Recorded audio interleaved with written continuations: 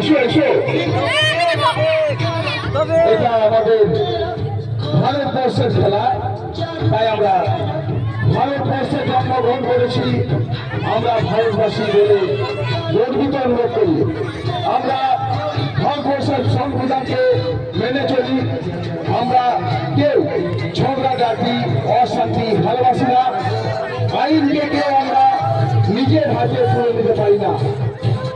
তাই আমরা ভারতবর্ষের সংবিধানকে মেনে চলি, আজীবন মেনে চলব এবং ভারতবর্ষে যেন আবার জন্মগ্রহণ করতে পারি তার জন্য ঈশ্বরের কাছে প্রার্থনা করবো। তো দেখা যাক, 1, 2 নম্বর 3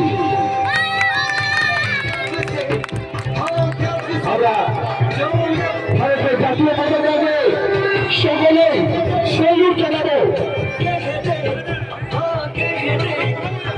আমরা প্রথমে বলেছি ভারতবর্ষে আমরা জন্মগ্রহণ করেছি, তাই জন্য ভারতবাসী বলে আমরা গর্ব অনুভব করি।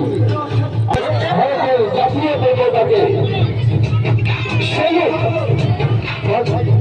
শিক্ষা জানাবো এবং সেলুট জানাবো ভারতের জাতীয় পতাকাকে। 1, 2 নম্বর 3 চলো দেখো।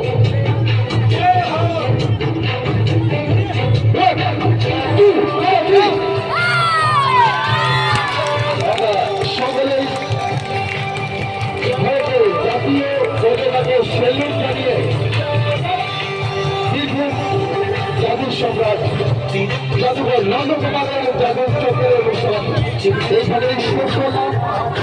তোমরা সকলেই সুস্থ থাকো, ভালো থাকো এবং ভালো করে পড়াশোনা করে স্কুলের নাম, বাড়ির নাম এবং পায়ের নাম উজ্জ্বল করো।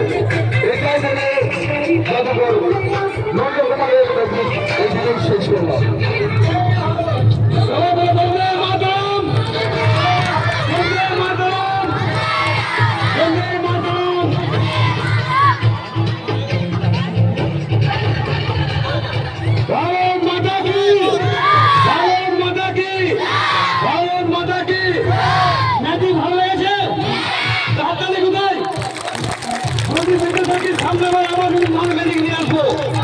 ভালো থাকবেন, আর কিছু বছর শুরু সবাই বন্ধুদের মাত্রা আসছে বছর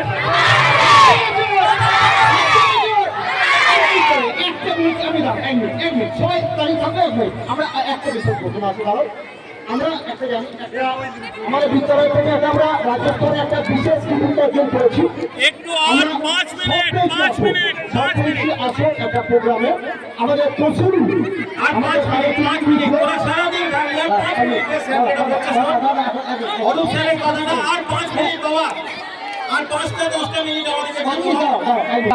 যারা কিন্তু রাজ্য স্তরে আমাদের নাম সুনাম দিতে করেছে, তারা রাজ্য স্তরে গিয়ে তারা পরীক্ষায় পাস করে আমাদের বিদ্যালয়ের নাম উজ্জ্বল করেছে।